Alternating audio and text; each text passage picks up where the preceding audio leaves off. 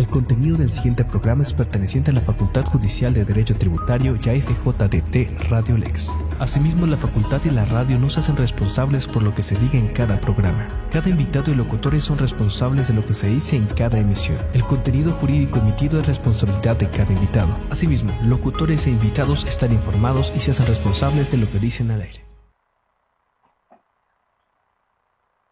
FJDT Radio Lex.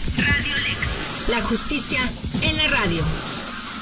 Jueves 18 de septiembre de 2025. En el derecho penal juvenil, la rehabilitación es más efectiva que el castigo. Muy buenos días, le damos la más cordial bienvenida a su programa Acción o Omisión Penal y estamos muy contentos de que estén aquí nuevamente con nosotros y pues les habla la licenciada Edith Saavedra en compañía del doctor José Alejandro Andrade Páez. Muy buenos días, doctor. ¿Qué tal? ¿Cómo está? Muy buenos días. De antemano una disculpa por este atraso. Pero bueno, ya estamos por aquí y con manteles largos por esta visita a nuestro programa de tan distinguidas personas. Así es, así es. Hoy tenemos un programa bastante especial.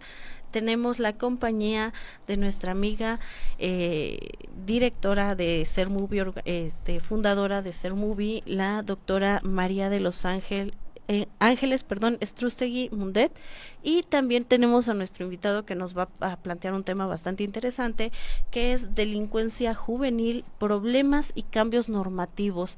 El doctor Tomás Montero Hernández. Es la verdad un placer y un gusto tenerlos aquí con nosotros. ¿Cómo están? Buenos días, buenas tardes por allá en España. Buenos días, un placer y encantado de estar con todos ustedes esta tarde, aquí, mañana allí. Muchísimas gracias. Doctora, un gusto que esté con nosotros, que nos acompañe. Sí, muchas gracias. Como maestra en educación, pues muy feliz de poder estar y que mejor estar acompañada del doctor Tomás Montero y de vosotros desde ahí, desde México, esa ciudad tan bonita, ese país tan bonito, ¿no? Uniendo lo que es el habla hispano y bueno, para hablar de semejante tema que va a hablar Tomás, tan importante, que nos sigue a todo el mundo, ¿no? Hablar de los niños. Así es, muchísimas gracias. Claro, pues bien, vamos a dar inicio. Así es, pero antes de dar inicio me encantaría poder dar un poquito de lo que es el extenso currículum de nuestro invitado.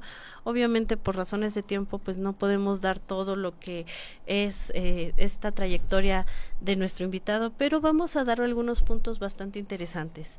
El doctor Tomás Montero Hernández es licenciado en Derecho por la Universidad Complutense de Madrid, doctor en Derecho por la Universidad a Distancia de Madrid, director técnico de Atención a la Infancia de la Gerencia de Servicios Sociales de la Junta de Castilla y de León, profesor del Departamento de Derecho Penal de la Universidad de Valladolid, vicepresidente del Instituto Iberoamericano de Justicia. Ha realizado varios artículos en diversas revistas y ha participado como en los comités científicos, en varios comités científicos. La verdad es que es un gusto tenerlo aquí con nosotros y nos encantaría pues que empezara con este tema, ¿no? Delincuencia juvenil, la delincuencia juvenil, y que en estos tiempos la verdad es que está bastante complicado todo este ámbito de la delincuencia juvenil, como ya lo habíamos comentado en un programa pasado con relación al crimen organizado, que precisamente está jalando en mucha medida a las personas más jóvenes y pues están entrando muy jóvenes a todo esto que es el delinquir, ¿no? Así es. Sin más ni más, daremos pauta a nuestro invitado. Por favor, muchísimas gracias. Buenos días nuevamente. La juventud históricamente no es nada nuevo. Si tiene alguna característica o algo que es común a todas las épocas y a todos los tiempos, es ese carácter inconformista, distorsionador, revelador, o más que revelador, rebelde contra el mundo, ¿no? hay que tener en cuenta que la adolescencia es una época dura en la vida de una persona, donde se producen muchos cambios a nivel físico, a nivel psicológico, a nivel social, y lógicamente que los jóvenes expresen o manifiesten comportamientos desviados en relación con las normas de los adultos, pues es lo más normal, ¿no? No tenemos que irnos solamente al ejemplo de los delitos cometidos por adolescentes, sino cada uno en nuestro día a día. Los que tenemos hijos adolescentes en casa, pues vemos que las relaciones no siempre son todo lo fluidas y todo lo fáciles que tienen que ser. Con lo cual yo creo que es algo que nunca hay que perder de vista cuando se analicen los problemas de la juventud y de la adolescencia, y es precisamente esa etapa de ebullición que viven, esa etapa de cambios en la que están inmersos, con un mundo que no siempre les aceptamos en toda su extensión, y que lógicamente justifica o es la causa de comportamientos que a juicio de los adultos no se corresponden con lo que debe de ser, ¿no? A partir de ese reconocimiento de los adolescentes como personas en cambio, como personas en evolución y que todavía no se han conformado, pues lógicamente el abordaje a sus problemas no debe olvidar esa cuestión, ¿no? Y en segundo lugar, desde el año 1989, con la Convención de Derechos del Niño, pues se produjo o se consolidó, porque ya venía arrastrado de años atrás, un cambio importante de paradigma en relación con los menores, que dejan de ser seres desvalidos, seres necesitados de protección, y se les reconoce como sujetos titulares de derechos y con capacidad jurídica para hacer frente o ejercer esos derechos. Y también habría que añadir, y yo creo que en el siglo XXI es un concepto que debemos incorporar ya en todos los normas, instrumentos y declaraciones, junto con el concepto de derechos, también el concepto de deberes, ¿no? Son sujetos de derecho, tienen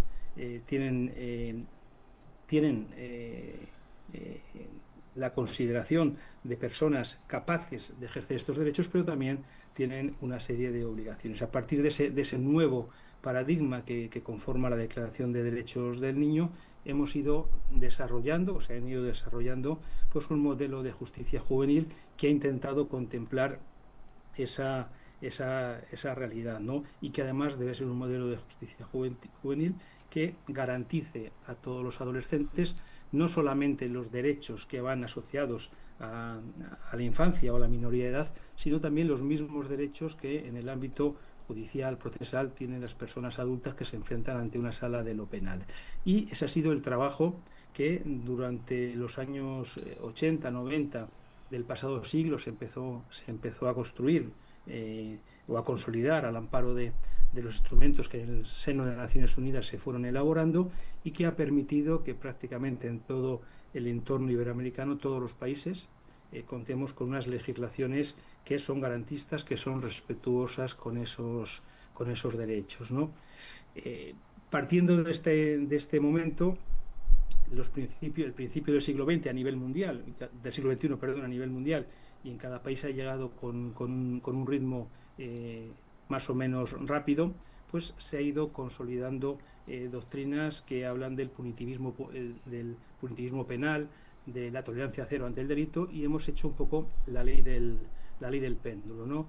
Fuimos hacia modelos garantistas que muchas veces solamente se han consolidado a nivel de leyes, pero que no hemos sido todavía capaces de ponerlos en marcha en toda su realidad, y fruto de los cambios sociales que se están produciendo, pues muchos países están involucionando y volviendo a paradigmas que tienen que ver más con concepciones retributivas que con concepciones de justicia restaurativa, que yo creo es el marco donde debe insertarse la justicia juvenil, y considerar este proceso de justicia juvenil también como una parte de ese proceso educativo de los adolescentes, lo cual, y lo digo de antemano porque a veces se tiende a confundir, no es contrario a la seguridad ciudadana y tampoco es contrario a los principios de proporcionalidad que deben regir en la respuesta hacia determinado tipo de comportamientos, ¿no? Pero lógicamente esa intervención con los adolescentes que cometen infracciones de naturaleza penal no debe tener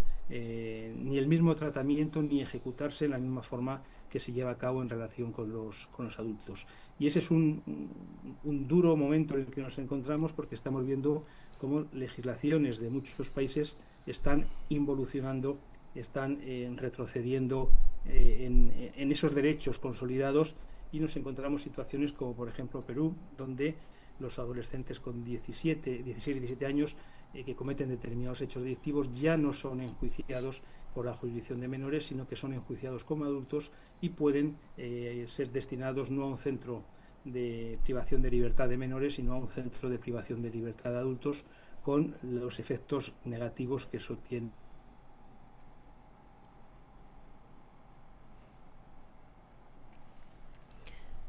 Por ahí lo dejamos de escuchar. ¿Sí nos escucha usted? Sí. Tomás.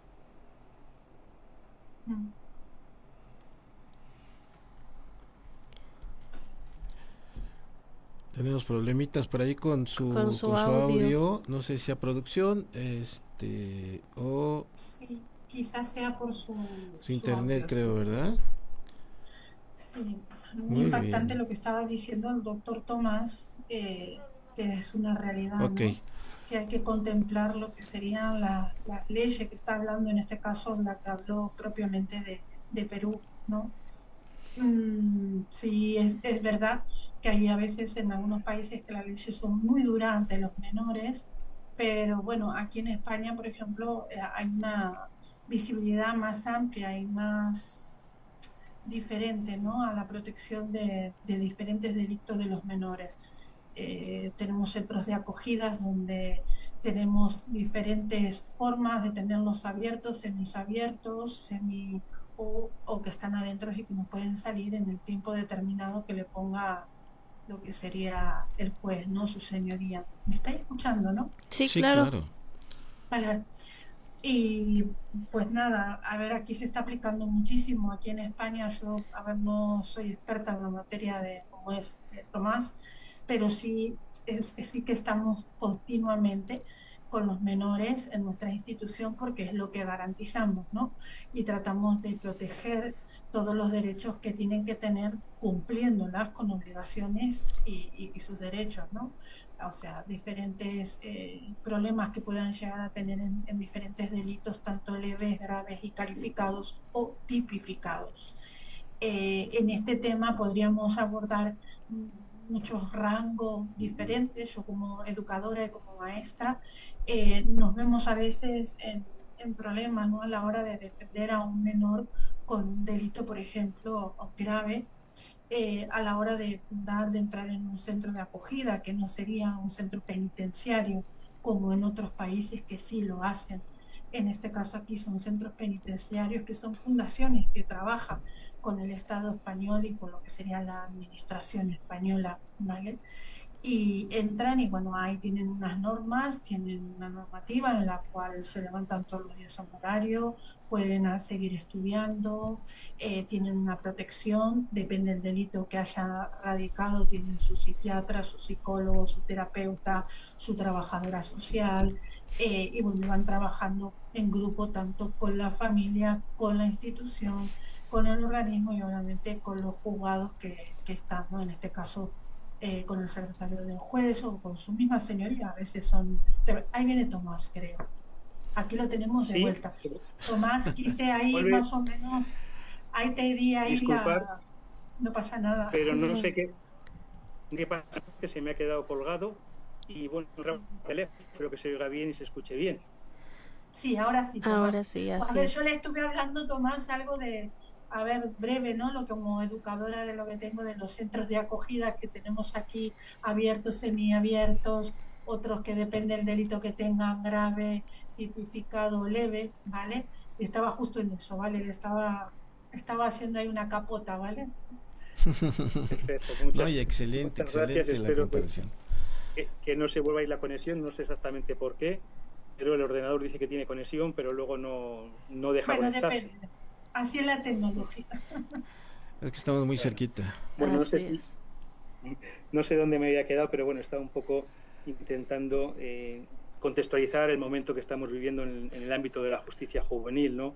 Y cómo a nivel de Iberoamérica pues están produciendo ciertas tendencias retroactivas que lógicamente creo que es importante visualizar, y creo que es importante concienciarnos todos de que unas políticas más retributivas no van a conseguir mejores resultados, ¿no? La historia dice que más cárcel, más privación de libertad no supone ni mucho menos reducir la delincuencia y no supone ni menos mayores fórmulas de reinserción, ¿no? Sí que es cierto que en el entorno de Centroamérica especialmente, pues las políticas que se están llevando a cabo en El Salvador pues han tenido un efecto muy importante en relación con muchos otros mandatarios que han visto en ello la solución a algunos problemas, pero que sin embargo habrá que ver si a medio plazo realmente es una solución o volvemos al punto de partida, porque yo creo y soy un firme defensor y estoy convencido que los problemas de la juventud, de la delincuencia juvenil, no se resuelven con justicia penal, o por lo menos en su gran mayoría no se resuelven con justicia penal, sino que una parte muy importante está basada en deficiencias sociales, en pobreza, en marginalidad, en falta de oportunidades y, lógicamente, en ese ámbito, en el ámbito de la prevención, donde es necesario poner los esfuerzos para evitar que esos adolescentes salgan del sistema educativo de manera temprana y se inserten en grupos vinculados al delito, y que, lógicamente, en un mundo como el actual, donde el crimen ya es transnacional, ya no tiene fronteras y donde mueve más dinero que la economía de muchos países, es muy difícil sustraerse a esos influjos, bien simplemente por la necesidad de dinero o bien por las presiones del entorno, y no entrar en esos mundos, ¿no? Ante la proliferación de crímenes o delitos graves cometidos por adolescentes, que son utilizados como mano de obra barata por muchas circunstancias por parte de las organizaciones, los estados están reaccionando incrementando la penalidad o las medidas a estos adolescentes, cuando la realidad lo que dice es que si ahora los sicarios tienen 16, 17 años, si se aumentan las penas encontrarán sicarios con 14, 15 años y si no con 12, 13 años. Es decir, realmente la capacidad del crimen organizado y la capacidad de los grupos está muy por encima de normas de naturaleza punitiva, y lo que hay que trabajar y hay que buscar es que los adolescentes, los niños, sigan sus procesos educativos, accedan al mercado laboral y tengan unas condiciones de vida sociales dignas que les permitan poder vivir de forma natural, conforme a sus edades y conforme a sus necesidades, ¿no? Y eso es un gran reto que no solamente se está planteando en países del continente americano, sino es un reto a nivel mundial, porque lo que pasa es que los países antes o después acaba llegando a otros países. Eso es una regla no escrita, pero que la historia nos recuerda que siempre se acaba cumpliendo, ¿no? Muy bien, muchísimas gracias. Yo creo que es muy importante enfatizar estos puntos que nos estaba volviendo a puntualizar nuestra gran amiga María de los Ángeles. Esta figura de la juventud, para empezar a platicar cómo consideramos o hasta cuántos años consideramos joven al joven, ¿no? Es muy importante sostener, por ejemplo, en nuestro país, pues bueno, la importancia que se le está dando a los niños, niñas y adolescentes. Mas, sin embargo, en la praxis vemos ya no tanto un desacomodo social, sino familiar. Realmente vemos familias que pues no están haciendo su tarea, ¿no? Sí, estamos ante una sociedad de que papá tiene que ser el proveedor, de que mamá tiene la necesidad de salir de la casa, pero realmente nos estamos olvidando de lo más importante, que son la inserción de los niños a una sociedad. Y eso es realmente un punto de vital importancia, no solamente en México, no solamente en España, no solamente en El Salvador, en todo el mundo, como primera esfera social, tener una familia bien fundamentada. Y yo creo que desde ahí salen muchísimas cosas en relación con lo que decía nuestra compañera María de los Ángeles. Nuestro ponente realmente nos está abriendo los ojos, un panorama muy global en cuanto a los jóvenes, pero realmente, ¿en dónde está el maltrato de los jóvenes? Eso es lo que quisiera puntualizar mucho. No necesitamos la acción, Aquí estamos desde la omisión. ¿Qué estamos omitiendo en casa? Así es. Para el maltrato y que se tenga como Para hecho. que se llegue a este punto, ¿no? Al punto de que un niño de 11 años termine dentro de células organizadas, matando, siendo sicarios y pues haciendo cosas que a sus 11 años no deberían de hacer. Así es. Aquí tenemos un... Adelante. No, digo que es un problema muy complejo y con muchas aristas, ¿no? Lógicamente, la pobreza infantil, que es uno de los grandes problemas que en los últimos años se está sacudiendo a prácticamente todas las sociedades, y que a mí me cuesta mucho reconocer esa frase, porque realmente no hay niños pobres y no hay familias pobres. Lógicamente, la pobreza, cuando una familia no tiene los recursos suficientes para atender a sus hijos, pues va a caer, en el mejor de los casos, en desatención, pero en el peor de los casos, en prácticas que no se corresponden con lo que un niño debe vivir y con lo que un niño debe sentir durante sus etapas primordiales. Al mismo tiempo, y al margen de la pobreza en muchas sociedades y en muchos lugares de países que no son tan pobres, pero la desigualdad es importante. Yo creo que las crisis mundiales que ha habido a partir del año 2008-2009 pues han agravado esas diferencias entre ricos y pobres. Aparte de eso, también ha habido cambios sociales importantes en los últimos 40, 50 años. Puede variar en función de los países y en función de momentos, ¿no? Pero al final hay parámetros que son relativamente comunes, ¿no? Tú hacías referencia a ese papel, ¿no?, del padre proveedor, y por lo menos en la sociedad española hasta no hace demasiados años pues no se ha producido la incorporación generalizada de las mujeres al mercado laboral, y las mujeres permanecían en casa y ejercían esa función de cuidado de los hijos, pero además de supervisión de sus necesidades y de sus problemas. En la medida que la sociedad, por diferentes factores y necesidades personales, sociales, culturales, pues se ha ido produciendo la incorporación de la mujer al mercado laboral.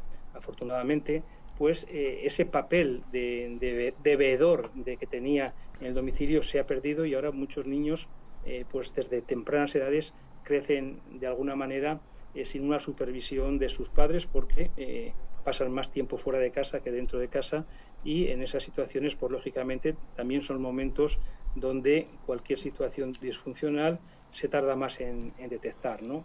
Y luego también, ¿por qué no reconocer situaciones que yo creo que afectan a nivel mundial, como es el paro juvenil, la dificultad para acceder al mercado laboral, que genera importantes frustraciones, importantes situaciones de quiebra, temas relacionados con el consumo de sustancias y con la salud mental, es decir, que no son abordados de manera temprana, y que en muchas ocasiones, por desgracia, niños con problemas de salud mental tienen sus primeras intervenciones serias y continuadas cuando son privados de libertad por haber cometido un delito que en ocasiones está asociado a esas problemáticas que tienen en relación con el consumo, en relación con salud mental.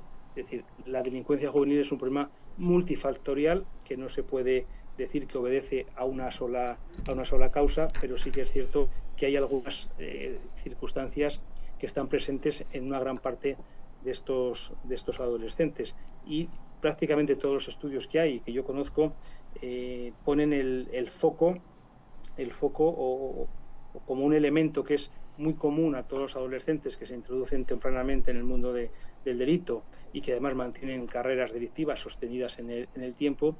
Ponen el foco, o una de las evidencias es el abandono temprano del sistema escolar o el fracaso escolar.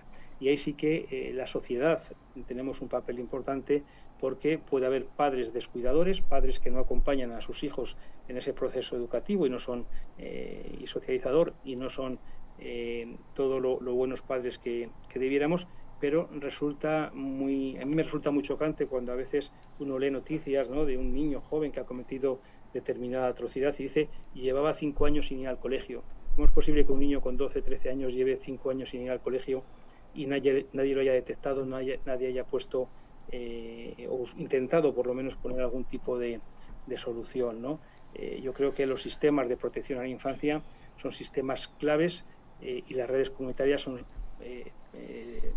tienen un papel clave en esa integración social de los adolescentes, y cuando los sistemas de protección a la infancia, estatales o municipales, de cada país tiene su organización, no funcionan bien, pues lógicamente la posibilidad de llevar a cabo políticas preventivas es más complicado, ¿no? A mí me gusta hablar mucho de Naciones Unidas porque de alguna manera es como la línea roja que debemos de marcarnos para evitar ir hacia atrás, ¿no? Pero si uno analiza lo que ha hecho Naciones Unidas en relación con los niños o sus políticas, prácticamente podríamos reducirla o reconducirla a tres grandes bloques, ¿no? Por una parte, la protección de aquellos niños que están desamparados porque sus padres, por las circunstancias que sean, no ejercitan adecuadamente el rol que tienen que llevar a cabo, ¿no? En segundo lugar, las políticas que tienen que ver con la prevención del delito en relación con aquellos adolescentes o con aquellos niños que se encuentran en una situación mayor de mayor riesgo de poder llevar a cabo comportamientos desviados que no solamente conculquen normas sociales, sino también conculquen normas de naturaleza penal. Y luego la tercera pata de banco que se ha trabajado en relación a los adolescentes es que aquellos adolescentes que tengan que pasar por los sistemas de justicia juvenil, pues sean sistemas de justicia juvenil que sean garantes de sus derechos, que sean protectores y que estén orientados no al castigo, sino a su reinserción social en consonancia con lo que dice el artículo 40 de la Convención. Y estas tres líneas de actuación que ha impulsado Naciones Unidas y que pueden parecer caminos paralelos, realmente no lo son, porque una buena protección de la infancia evita que acaben en situaciones de riesgo de cometer un delito, y si se evitan las situaciones de riesgo de cometer un delito, se evita su entrada en el sistema de justicia juvenil, con lo cual son redes que se retroalimentan, y en muchas ocasiones los propios sistemas de justicia juvenil son los elementos o son la herramienta que detecta la quiebra que ese niño ha sufrido en el reconocimiento de sus derechos y la falta de protección que ha tenido, y permite que su reubicación en la sociedad pues se haga garantizando y respetando todos aquellos derechos que durante su infancia no han sido respetados y de los que se les ha privado por vivir una situación totalmente desprotegida por parte de las personas que tendríamos que estar obligadas a protegerles. Cuando nosotros aquí manejamos una figura, ¿no?, que es una especie de pirámide que está escalonada, y arriba del todo está el niño, ¿no? En el segundo escalón están sus padres, en el tercer escalón los familiares y amigos, en el cuarto escalón la sociedad, en el quinto escalón el sistema escolar, el sistema sanitario, el sistema de salud mental, y abajo del todo, es decir, el último paso, la administración de justicia, ¿no? Y decía el defensor del pueblo aquí en España en el año 2021-22, cuando analizaba el impacto de la nueva ley de justicia juvenil que había en España, decía que esa ley de justicia juvenil era buena porque iba a permitir que muchos niños, cuando llegaran a la edad de adultos, no tuvieran que enfrentarse al Código Penal de adultos, ¿no? Pero decía que si hubieran funcionado bien la familia, la escuela, sanidad, educación, salud mental, atención a toxicómanos, los servicios sociales de protección a la infancia, pues seguramente ese niño tampoco se hubiera enfrentado a la legislación penal juvenil, con lo cual, de alguna manera, la protección de la infancia es una cosa de todos, no es una cosa que exclusivamente recaiga en personas concretas. Y ese papel protector de la infancia, pues muchas veces a todos los que nos dedicamos a esto, escuchamos cómo se nos llena la boca, ¿no? Pero realmente en el día a día, pues por desgracia, no siempre las políticas preventivas, las políticas de apoyo a las familias, las políticas de apoyo a esos niños que están en situación de riesgo, pues son lo suficientemente efectivas y se invierte los recursos necesarios para llevarlas a cabo, ¿no? Y no lo digo yo, lo dice la Comisión Interamericana de Derechos Humanos. Así es. Por ahí me gustaría hacer un paréntesis para saludar a nuestra amiga Luana, que manda saludos desde Brasil, y para saludar también a Marianela Flores, que le manda saludos al doctor Tomás desde Caracas y un fuerte abrazo. También ella nos pone un comentario que dice: la pobreza mental de la familia ha sido el detonante. La carencia de valores y principios en el núcleo familiar agrava la situación. ¿Qué piensa con relación a ello? Bueno, vivimos una... bueno, María Ángeles, perdónate. Adelante. No, va a ser breve lo mío, Tomás. Sí, la verdad que es real, ¿no? La familia siempre tiene que ser el pilar, ¿no?, fundamental del crecimiento de una niña y de un niño. Yo creo que estamos en un momento muy convencionado, muy alocado a nivel mundial, y yo creo que se están perdiendo esas esencias que teníamos antes, que era compartir con nuestros padres, charlar, estar más compenetrado el día a día, porque es lo que dijo bien el doctor Tomás anteriormente, lo dijo perfectamente. No estamos involucrados, la familia no está involucrada, tenemos familias muy tóxicas, tanto como mamá como papá. No se ponen en la posición de decir, aunque tengamos los problemas que tengamos como adultos, no trasladárselo a los niños. Yo creo que antes eso lo defendíamos con tanto tazón, con tanta fuerza, que los niños sí sabían que existían problemas en la familia, pero salían adelante. Yo creo que se está perdiendo eso, y se ha perdido eso, y es lo que deberíamos empezar a recuperar, esa bonita transición que es el amor de decir, tanto mamá o papá, de decir que viene el niño del colegio, cómo te va, cómo te fue, cómo te ha ido. Eso se ha perdido, la comunicación.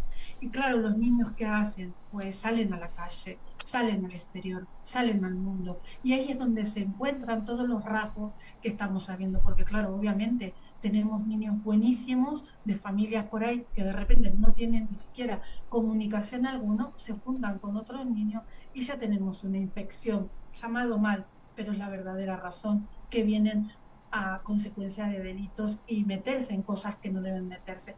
Para mí el pilar fundamental es la familia. La familia es, como dijo Tomás, la pirámide que tenemos. Nosotros actuamos en la última consecuencia, que sería la justicia, pero todas esas escaleras que ha mencionado Tomás, en todo el mundo está fallando.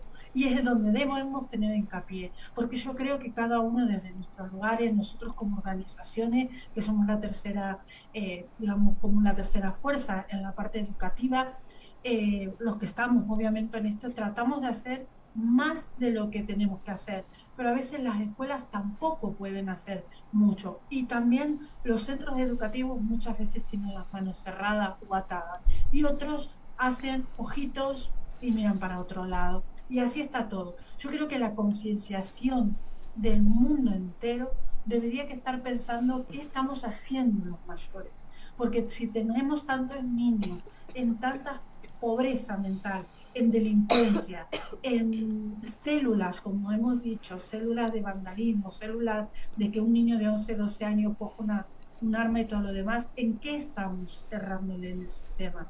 Tanto en la administración, en los centros educativos y en la familia. Tenemos que preguntarnos en qué le estamos errando, porque una familia necesitada, un ejemplo aquí en España, tiene que estar abordada y que tenga los recursos necesarios para atender. Y si hay una enfermedad mental en los tutores, pues ese niño tiene que salir de ese lugar. Y yo creo que Tomás va a compartir conmigo. Hay que sacarlo, hay que tratar de darle una versión mejor, ¿no? Para ser una calidad de niño o de niña, una persona de bien, una persona con valores, para que no llegue al trecho de que es delinquir. Entonces yo creo que ahí estamos fallando. No estamos siendo previsores, estamos siendo libertad a total, y es lo que nos está pasando.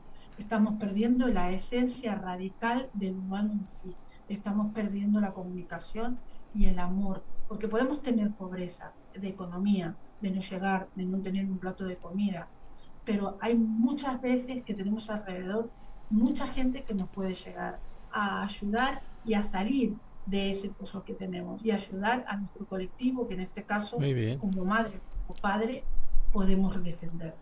Perfecto. Y eso se llama conciencia contra la violencia, dicen por ahí. Lo escuchamos, doctor Montero. Sí, comparto lo que dice María Ángeles, ¿no? Simplemente a modo reflexivo, ¿no? Si uno lee encuestas de estas que salen en los medios de comunicación, más o menos fiables, ¿no? de lo que quieren los niños hace 15 años, no mucho tiempo. Es decir, por lo menos en España los niños querían ser médicos, ingenieros, astronautas, doctores, cosas, digamos, socialmente o profesiones socialmente reconocidas y prestigiosas, ¿no? Hoy en día muchos de ellos ya ni siquiera dicen que quieren ser futbolistas, que todavía sería pues otra profesión importante, ¿no? Y digamos socialmente aceptada, sino que muchos quieren ser influencers, quieren ser colaboradores de programas de estos del corazón, de opinión y demás, que quieren la fama y el dinero a bajo costo, ¿no? Y realmente hay un cambio de valores importante en la sociedad donde valores que tenían que ver con lo que decía María Ángeles y que estaban asociadas a culturas donde la solidaridad, el compromiso, el compartir está en el ADN de todas las personas y de todas las familias. Hoy día nos hemos vuelto sociedades en general más materialistas, donde damos valor más a lo que tenemos que a lo que somos, y es triste, ¿no? Para mí me parece triste ver cómo familias que les cuesta trabajo llegar a fin de mes de una manera digna, sin embargo, tienen todos teléfonos de última generación que no son absolutamente necesarios en sus vidas, pero que prefieren dedicar parte de su dinero a tener un teléfono de última generación que a invertir ese dinero en una mejor educación de sus hijos o en mayores apoyos para sus hijos. Y realmente hay un factor que ha entrado en juego y contra el que todavía no nos hemos vacunado y nos va a costar mucho vacunarnos, que eso es el entorno digital, ¿no? Cuando se aprobó la Convención de Derechos del Niño en el año 1989, fue el año que nació Internet, y lógicamente el Internet ha cambiado la forma de relacionarnos y ha cambiado la forma de todo, de informarnos. Y lógicamente Internet tiene unos efectos muy positivos en la vida de las familias y en la vida de los niños, pero también es una fuente de graves problemas cuando no se usa de la manera adecuada o cuando personas con mala fe lo utilizan para cometer determinado tipo o llevar a cabo determinado tipo de comportamiento, ¿no? El mundo cambia y tenemos todos que adaptarnos a ese cambio y saber interiorizar y saber usar esas nuevas realidades de una forma que no sea deshumanizar la sociedad y no perder el contacto. A mí me choca mucho, mis hijos ya son más mayores, tienen 18 y 21 años, pero ver cuando ibas a buscarles al colegio que volvían andando y iban hablando con el que tenía al lado a través de WhatsApp. Si estáis al lado uno de otro, ¿por qué no habláis, ¿no? En lugar de comunicaros por WhatsApp.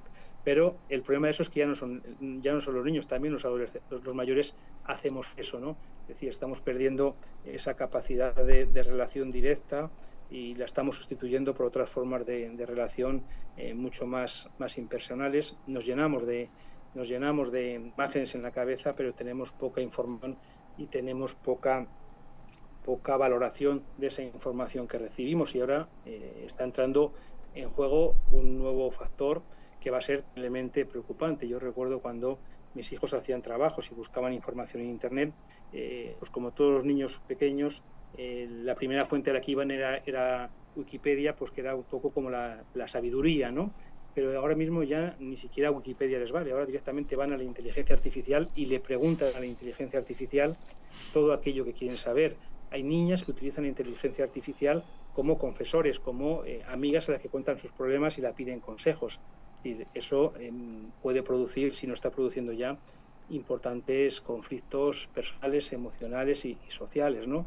Y lógicamente contra eso que tenemos que ser capaces de buscar fórmulas que hagan de ello un uso racional, un uso adecuado y no una alternativa a las relaciones, ¿no? Acabaremos todos viviendo en lugar de nuestras casas en ese metaverso que yo, que soy analógico, no acabo de entenderlo, pero que lógicamente son realidades paralelas que tienen que ver con el ser humano, ¿no?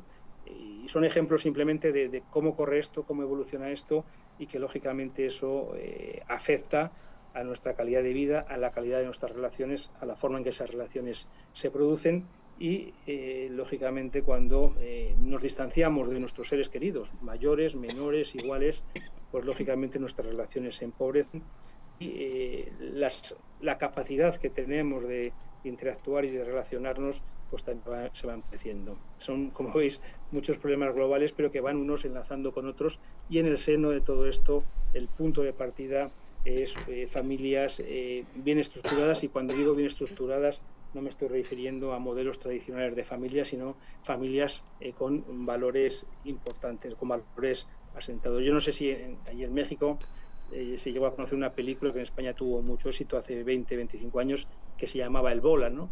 El Bola era la historia de un niño, de una familia acomodada, pues que va a interactuar en el barrio e interactúa con otros adolescentes que pertenecen a familias, pues, no menos acomodadas, pero sí, podríamos decir, alternativas, ¿no?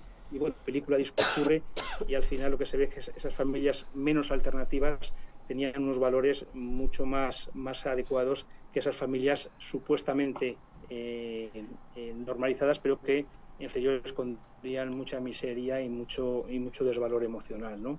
Pues un poco está ocurriendo ahora mismo. Estamos perdiendo valores tradicionales y los estamos sustituyendo por valores que tienen que ver con el resplandor, con el dinero, con el aparente triunfo social, y eso lógicamente hace que la toma de decisiones esté basada en conseguir el objetivo a corto plazo, en lugar de generar pues una vida basada en el trabajo, en el esfuerzo, en la formación, en la familia.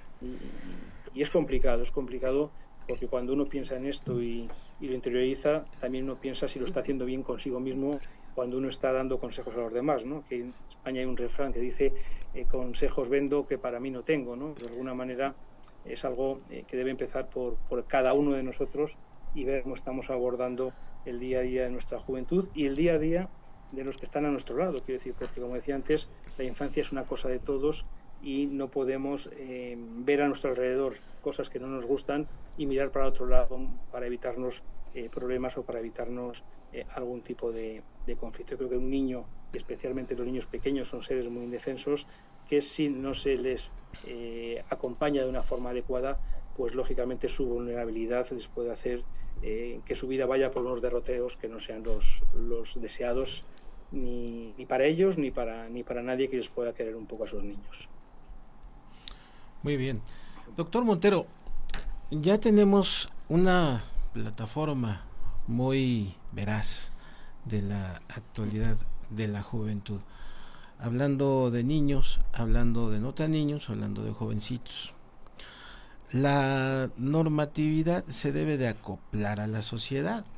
Aquí me hizo acordarme de los clásicos del funcionalismo, ¿no? Hablar de Jacobs, el cual quería acoplar la sociedad a la norma. El caso de se me fue su nombre, recíproco. La sociedad se tiene que acoplar a la norma, o la norma se tiene que acoplar a la sociedad. Esta situación nos embarga un conflicto en cuanto a los juristas, sobre todo los penalistas.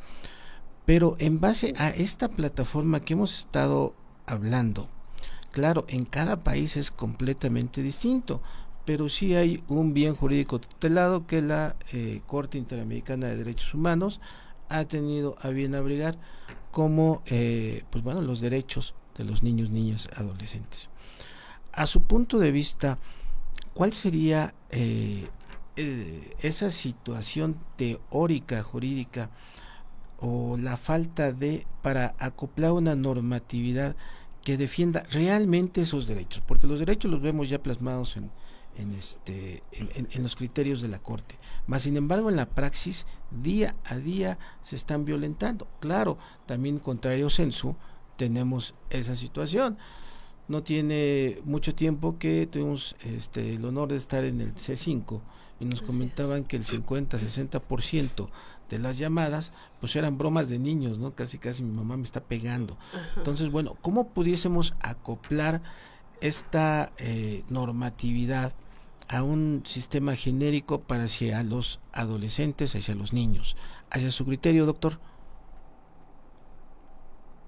Bueno, si tuviera la varita lo solucionaría rápidamente. Es complicado, pero lógicamente todo ha cambiado mucho y todo tenemos que relativizarlo y no podemos mirarlo con los ojos de todo, con los ojos de los adultos, ¿no? Si ustedes que son algo más jóvenes que yo recuerdan sus relaciones con sus padres, seguramente no sean la misma relación que ustedes pueden tener ahora con sus hijos o con personas que tengan una edad diferente. De entrada, ahora mismo los niños en general en la mayor parte de los países maduran mucho antes de lo que maduraban en el pasado, y lógicamente tienen capacidades para hacer determinadas cosas que antes podrían no tener capacidades. Sin embargo, muchas normas siguen ancladas en mantener capacidades jurídicas, capacidades de obrar que no siempre son las más adecuadas.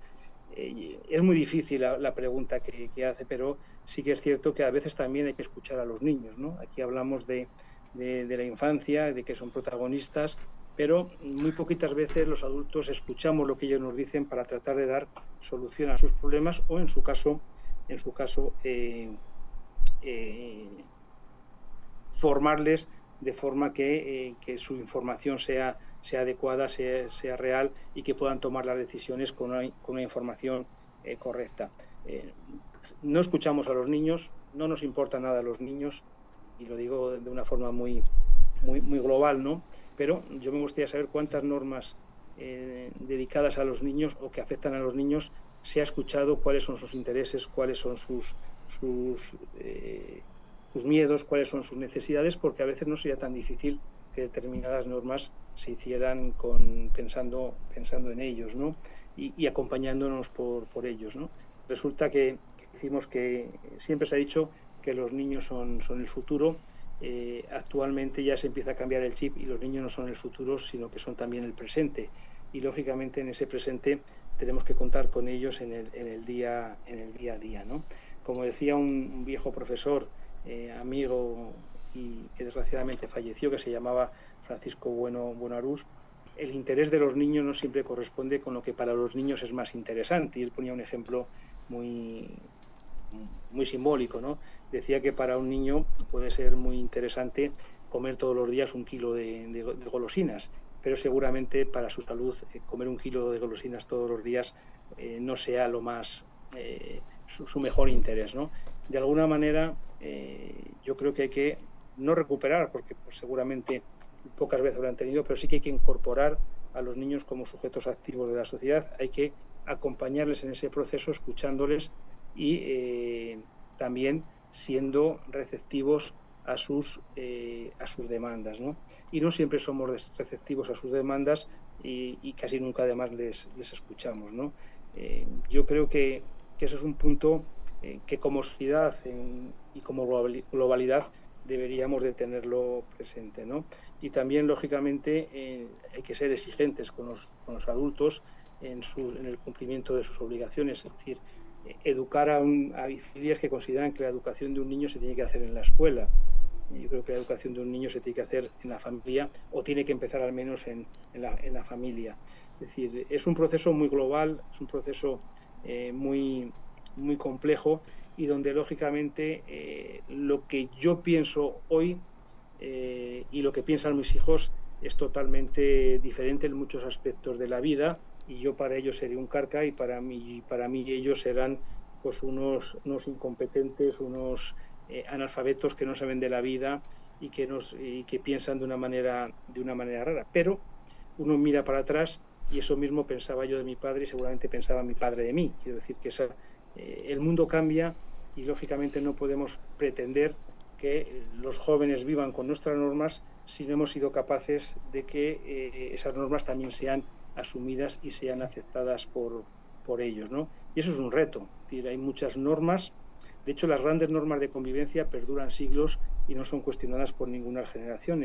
Las normas que cada vez hay más en los países, que son coyunturales, que son intentar buscar por vía de una ley solucionar un problema, algo que nunca se consigue sino acompañada de otro tipo de situaciones, pues vemos que son cambiantes, ¿no? En España, y pongo un ejemplo volviéndolo al derecho penal, el Código Penal actual, que fue llamado Código Penal de la Democracia porque fue el primer código que se aprobó después de la Constitución del 78, pues este Código Penal se aprobó en el año 95. entonces ha sufrido, no las tengo contadas, pero seguramente más de 50 modificaciones. Es decir, yo creo que lo que se esconde detrás de todo eso es una ausencia de política criminal y una reacción coyuntural a cada problema que se va planteando sin una visión panorámica, ¿no? Gustavo Yal, que creo que le conocen y es un gran amigo y es quizá una de las figuras actuales en el continente americano con mayor capacidad de análisis de la realidad social, y él siempre dice que en esta vida hay que tener un ojo en el telescopio y un ojo en el microscopio. Es decir, no se puede ver todo desde muy cerca, pero tampoco se puede ver todo desde muy lejos, y hay que buscar ese enfoque adecuado en cada momento. Y los que creemos en la infancia, los que creemos en la juventud, pensamos que no tienen que ser no tenemos que pensar en ellos como los ciudadanos del futuro, sino que tenemos que considerarles también como ciudadanos del presente y, lógicamente, darles su espacio para que nosotros, además, cuando tomamos las decisiones, pues también podamos tener en cuenta su perspectiva y su análisis, y quizá de esa manera busquemos fórmulas mejores y menos conflictivas. En este sentido, la justicia restaurativa se ha consolidado como una alternativa muy adecuada para los problemas, no solamente los problemas de justicia vinculados con el delito, sino también en las relaciones humanas, ¿no? Al final, la justicia restaurativa o los programas basados en la justicia restaurativa ayudan a las personas a buscar soluciones a sus problemas, implicándose en la solución de esos problemas. Y cuando uno se implica en la solución de sus problemas, pues aprende algo muy básico en la vida de las personas, que es la capacidad de negociación, que significa dar y recibir, ¿no? Para conseguir una solución que sea adaptada o que sea buena para todas las partes en conflicto, ¿no? Y yo creo que ese diálogo es básico en la sociedad, y hoy día vemos en todos los países prácticamente del mundo donde los políticos no dialogan, los políticos gritan, los políticos se enfrentan, y está tan partido el mundo que no son capaces de llegar a soluciones consensuadas. Cuando gobierna la derecha van todos juntos, cuando gobierna la izquierda van todos juntos, y muy poquitas veces vemos que derechas e izquierdas, por utilizar terminología que aquí se utiliza mucho en Europa en cuanto a los políticos, sean capaces de llegar a soluciones consensuadas a los problemas de todos, porque los problemas no son de los pobres y de los ricos, sino son problemas de la sociedad. Y esos son valores que se han ido perdiendo, y que, lógicamente, la pérdida de esos valores pues también trae consecuencias en el día a día. Es decir, decían en el pasado que el gran secreto de Inglaterra fue que nunca sufrió una revolución, sino que fue una evolución, que la única revolución que sufrieron fue la revolución industrial, pero todo lo demás fue evolución, con lo cual los cambios sociales han ido acompañados de toda la sociedad y no de las luchas de unos contra otros, ¿no? Y yo creo que son enseñanzas que deberíamos aprender cuando vemos que en el mundo actual, o por lo menos en el mundo europeo, pues cada vez estamos más fraccionados en dos bloques, y en dos bloques que los dos tienen razón, uno tiene razón, pero que no son capaces de ponerse de acuerdo en nada. Un ejemplo es en España, como lo tenemos en la ley de educación. No sé cuántas leyes de educación llevamos en 30 años. Difícilmente podremos crear un sistema educativo coherente si cada 5 años cambiamos las normas simplemente porque cambian el partido que está en el gobierno, ¿no? Pues son ejemplos de cómo se está polarizando la sociedad en nuestro país, y esa polarización de la sociedad en todos los países, pues lo que genera son conflictos, y lo que genera es que no seamos capaces de poner el ojo en el telescopio y el ojo en el microscopio según el momento, para buscar una solución que sea buena para todos, y lo que buscamos son soluciones buenas para el momento, y generalmente para el momento de los que toman esas decisiones, no para toda la sociedad. Muy bien. Me he extendido mucho y he filosofado demasiado. No, muy bien, muy bien. Yo me pongo a pensar, si estuviéramos haciendo un estudio analítico de un delito que se llamara juventud, imagínense nada más, ya tenemos nuestra parte teórica, fáctica, que es la pareja. Sí, claro. Tenemos nuestra parte teórica, que es una infinidad de delitos en los que pueden caer. Y en la parte probatoria, pues al final de cuentas, la vamos a tener la vida día a día, teniendo como consecuencia de que la culpabilidad la tienen los padres, o la tenemos los padres, la familia, Sí. en base a las bases, a las costumbres. Le damos mucho al gobierno, lo criticamos, lo ponemos, lo quemamos en leña verde, ¿verdad? Pero realmente, ¿qué es lo que estamos dando para poder crear una buena política criminal y se tenga así las bases suficientes como para operar muchísimas situaciones? Realmente nos dio una cátedra de mucha sabiduría al respecto de esta situación. Pero vamos a hacer conciencia contra la violencia, ¿no? Así es. Por ahí tenemos ya un poquito, ya se nos está acabando el tiempo, pero nos encantaría que nuestra amiga María de los Ángeles nos comentara un poquito acerca del próximo congreso que precisamente va a estar también el doctor Tomás, el 5º Congreso Conciencia contra la Violencia. Por favor, maestra, tenemos ahí un poquito tiempo, pero no muy poco para hablar de esto. Pues a ver, resumiendo todo esto, este 5º Congreso Internacional Conciencia contra la Violencia, donde nuestro querido Tomás va a estar, donde nuestro querido Jafet, que está en línea, también van a estar, como ustedes también. Lo dice bien la palabra, conciencia contra la violencia. Lo que ha dicho magistralmente el doctor Tomás, y ha hecho una revelación que a veces nos preguntamos cuando viene la secuencia de pronunciar, ¿no?, el delito de un adolescente o de un niño, de lo que ha cometido, tirarnos para atrás, por qué ha sucedido y qué ha pasado en su entorno, en su familia, pues realmente lo que ha dicho Tomás.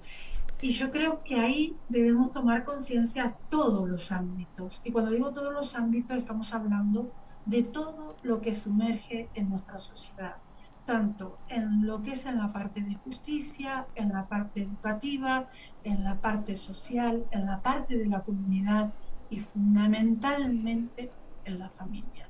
La familia juega un plan muy esencial para un niño y una niña. Y eso yo creo que tenemos que hacer chispas y tenemos que meter cada uno de nuestra profesión que tengamos, tenemos que meter chispas, ir abriendo mente y abriendo ojos para que cada familia, aunque tenga una precariedad de que sea tanto vulnerable, tanto de sometimiento, porque tenemos padres que a veces no quieren salir a la sociedad a tener un intercambio de palabra con otros padres y se encierran y hacen lo mismo con el colectivo de su familia, con sus hijos. Entonces tenemos que ir abriendo conciencia. Por eso nuestro 5º Congreso es abrir conciencia en todos los puntos que tenemos, tanto educativos, en las facultades, en las universidades, en los colegios, en la misma policía, tanto nacional, local, o gendarmería, o guardería, lo que sea de todos los estados que estamos presentes. Yo creo que todos somos fundamentales en las decisiones que tenemos del día a día, y más hablando de los niños. No podemos cerrar los ojos, tenemos que abrirlo y puntualizar y ser concretos. No tenemos que ser egoístas, no tenemos que ser egocéntricos, tenemos que fundamentar, porque es de nosotros el bienestar de ese niño o esa niña. Tenemos que tratar de ser mejores humanos, y ser mejores humanos es dificilísimo, porque todos tenemos nuestro ego, todos queremos ser, pero tenemos que sacar esa partida y tenemos que fundamentar, que es lo que dijo Tomás, no tenemos que pensar que el futuro es nuestros niños, que van a ser nuestro futuro venidero. No, también son nuestro presente y es el que debemos defender cada día, porque hay niños que están sufriendo abismalmente muchísimo, factores X, se rompen familias por tonterías. Vamos un niño a tener una crueldad de un delito por tonterías, por cosas que se podrían haber subsanado, tanto dentro de un centro educativo, tanto de un centro de lo que es el área de familia de una Policía Nacional, tanto de las mismas asociaciones, tanto de todos lados. Entonces yo creo que tenemos que hacer hincapié y tenemos que ser fuertes con esto. No tenemos que ser desorbitados, ni tenemos que decir, aquel sabe más, aquel lo tiene que hacer. No, hay una frase que tenemos nosotros que decimos, sumemos, juntos somos más. ¿Por qué? Porque todos podemos realizar algo para el bienestar de la sociedad y tenemos que hacer hincapié. Por eso este 5º Congreso lo hemos fundamentado la familia, pilar fundamental, porque creemos que la familia va a salvar a la propia familia. Perfecto. Perfecto, muy bien. Excelente. Al hilo de lo que decía María Ángeles, al hilo de lo que decía María Ángeles, y un poco enlazando con lo que hacíamos referencia a quién toma las decisiones en el mundo y cómo se toman las decisiones en el mundo, realmente, sin querer la palabra, puede tener un segundo significado, ¿no? Si se separa, en lugar de conciencia, de decir con ciencia, es decir, todas las políticas sociales, todas las políticas penales, todas las políticas criminales deberían estar basadas precisamente en la ciencia y no en la coyuntura del momento, ¿no?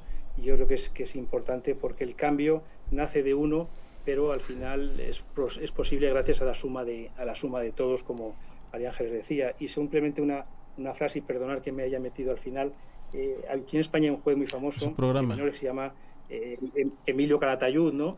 Y hablando de el papel de los padres en la educación de los hijos, y si lo buscan por internet, tiene un decálogo muy bonito de cómo convertir a mi hijo en un delincuente, ¿no? A través de 10 consejos de cómo malas actuaciones de los padres pueden hacer que los niños acaben tomando caminos equivocados, ¿no? Pero él tiene una frase que a mí me gusta mucho y que enlaza un poco con el papel de muchos padres que se han convertido en amigos, en colegas de sus hijos, en lugar de ejercer como figuras de referencia, ¿no? Y él decía que él nunca podría ser amigo de sus hijos, porque si era amigo de sus hijos les dejaría huérfanos, ¿no? Y yo creo que es un tema muy, muy importante. Claro. Muy bien. Tal cual. Ok, perfecto. Me gustaría escuchar a nuestro amigo Jafet, que me dicen que está en línea. Adelante, amigo, te escuchamos. Hola, ¿cómo están? ¿Sí? Excelente día, mi querido amigo, ¿cómo están? Doctor Tomás, doctora María de los Ángeles, doctor Alejandro Andrade, mi querida maestra, pues aquí presentes y pues haciendo concientización a lo que está realizando, a lo que está presentando mi querido amigo y maestro, mi querido doctor Tomás. El congreso que se va a llevar en España, donde pues se va a aludir todo tipo de violencia ocasionado o llevada a cabo en contra de la familia, en contra de la niñez, todo tipo de violencia que se pueda suscitar directamente a cada miembro de la familia. Dentro de estos ejes, dentro de estas directrices, va a ser un congreso mundial donde pues va a resaltar la gran labor de cada una de las personas que van a dar un granito de arena a esta temática, a este punto, a darle una respuesta a este flagelo que existe a nivel universal, que pues, estamos en distintos países, tanto lo que pasa en España, como lo menciona el doctor Tomás, como lo que pasa acá en México, como en distintas partes de América Latina, pues nosotros tenemos esa referencia de decir, de dar un punto de vista y dar una propuesta a lo que está sucediendo. Corporativo Jurídico Andrade, presente en este evento y estando a la par con cada uno de los conferencistas. Y pues yo, ¿qué más le puedo decir, mi querido amigo? Felicitarlo por esta entrevista a un grande de Europa, a un grande a nivel mundial, y pues todos estamos presentes y pues preparándonos todos para el congreso venidero y pues sufragar este problema universal que se suscita a nivel mundial, mi estimado amigo. Muchísimas gracias, doctor Jafet Arreola, quien también es padrino de Ser Móvil, ¿no? Así es. A mí me gustaría adelante. A mí me gustaría terminar, es el tiempo ya lo tenemos muy apretado, mas sin embargo sí sería muy importante aprovechar que los tenemos a los tres juntos para que nos terminen con una frase muy sencilla, de pocas palabras, sobre nuestro próximo evento de Ser Móvil, Conciencia contra la Violencia, que me encantó cómo lo interpretó el doctor Montero, con ciencia. Eso es muy importante, que tenemos que tener muy conscientes para enfrentar este congreso. Empezamos por las damas, ¿no? Por favor, maestra, doctora María de los Ángeles. Pues, a ver, para mí primero quiero agradecer, ¿no? Primero a Jafet como padrino de nuestra institución de Ser Móvil, agradecer todo el trabajo que está haciendo, ¿no? En conjunto con todo el equipo de Ser Móvil. Quiero agradecer a Tomás estar con nosotros, quiero agradecer a todos los participantes que van a estar, quiero agradecer a ustedes que van a estar con nosotros. ¿Y qué voy a decir? que sigamos trabajando desde nuestros lugares y poniendo conciencia, como ha dicho Tomás, pero conciencia de la verdad, conciencia real. En el año tenemos 365 días. No es solo hablar en un momento, en un congreso, sino es trabajar los 365 días como debemos con nuestros pares y con nuestra gente que está alrededor. Porque la violencia está en todos lados. La violencia hay que pararla. La trata de personas hay que pararla. La delincuencia juvenil hay que estar con ellos, hay que trabajarlo. Somos nosotros, somos cómplices de ellos. Tenemos que darle nuestras manos, tenemos que ayudarlo. Es nuestra obligación. Muchísimas Todos gracias. estamos obligados a hacerlo. Muchísimas gracias por esa intervención, nuestra organizadora de este gran evento y que sin duda va a ser un éxito. Así es. Doctor Mondero, unas frases para terminar el programa. Pues yo creo que la importancia de este congreso está en las propias palabras que María Ángeles decía, ¿no? Comentaba hace unos minutos, ¿no? Que todos somos responsables. Y, lógicamente, yo creo que este congreso puede ir no solamente a la que las personas que participamos podamos opinar, sino también el feedback de las personas que nos van a acompañar y van a escuchar nuestras conferencias, nos puedan trasladar a nosotros y en ese diálogo, en ese intercambio, podamos retroalimentarnos todos, pero sobre todo fortalecer esa idea de conciencia contra este tipo de con esta lacra del siglo XXI, que es la violencia, que es transversal a muchas cosas, no solamente al ámbito de la propia delincuencia, sino creo que vivimos un mundo excesivamente violento, donde hasta ya el fútbol se ha convertido casi en un acto de valentía, ¿no? Entonces, ese mundo donde la violencia se banaliza en todos los sentidos, yo creo que un congreso de estas características, donde participamos muchas personas de muchos entornos sociales, de muchas realidades sociales, pero que al final todos vemos el mismo problema, esa capacidad de transmitir que podamos tener, pero eso también la capacidad de recibir del público, además un público que, puesto que está vinculado a la universidad, será el público joven y que va a ser los futuros líderes de nuestros países, ¿no? Y de nuestras sociedades. Pues es importante que también se conciencien y que empiecen a poner su granito de arena en el día a día para hacer de este mundo un mundo sin violencia. En España, en los últimos años, fruto de esa polarización, hemos visto que la universidad, que era un sitio de diálogo, de compromiso, de debate, en muchas ocasiones se ha convertido en un espacio violento, ¿no? De intolerancia.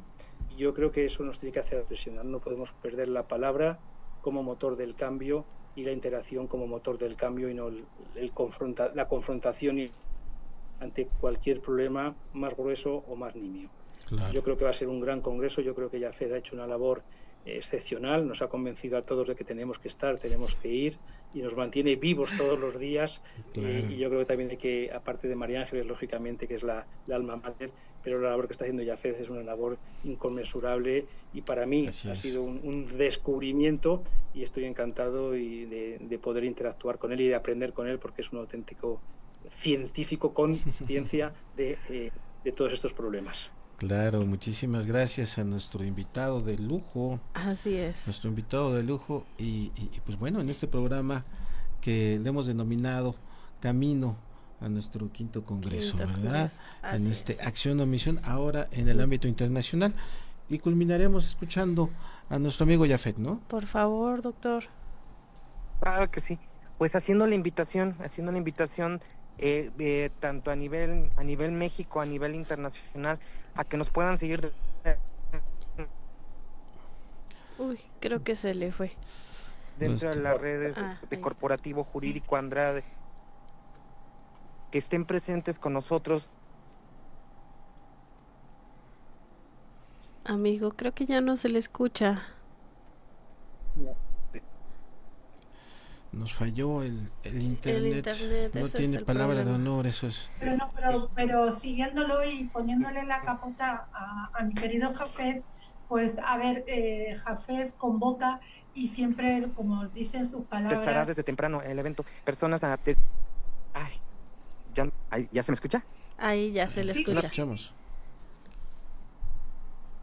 ¿Ya no me escuchó? Sí, amigo, te Ya- escuchamos. Pues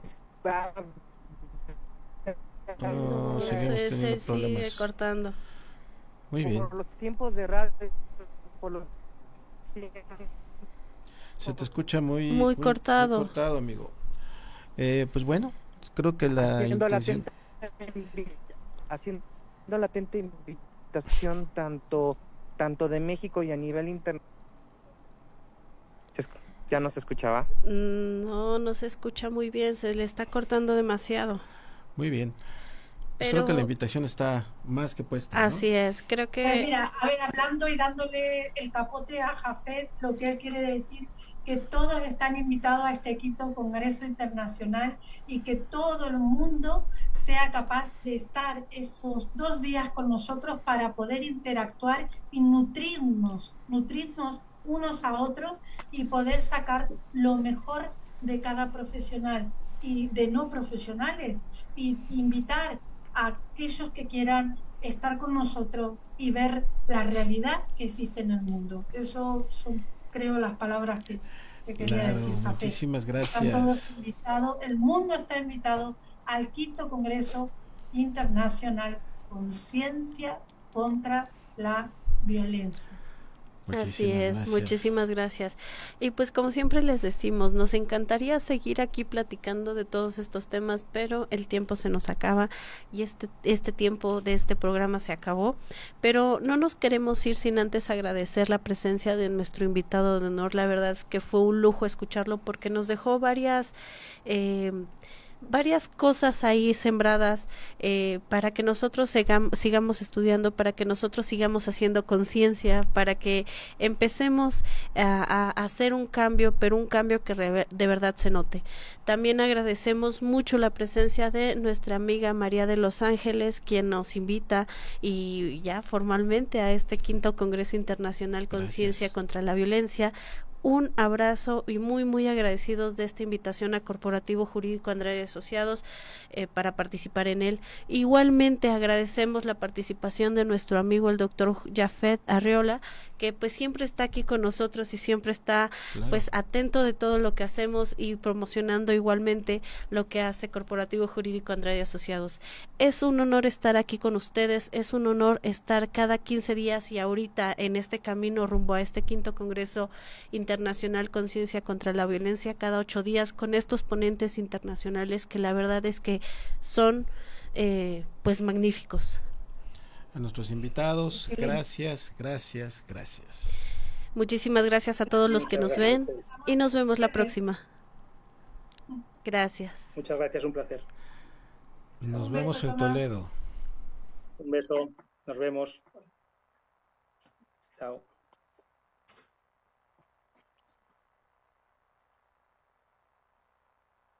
FJDT Radio Lex. Radio Lex.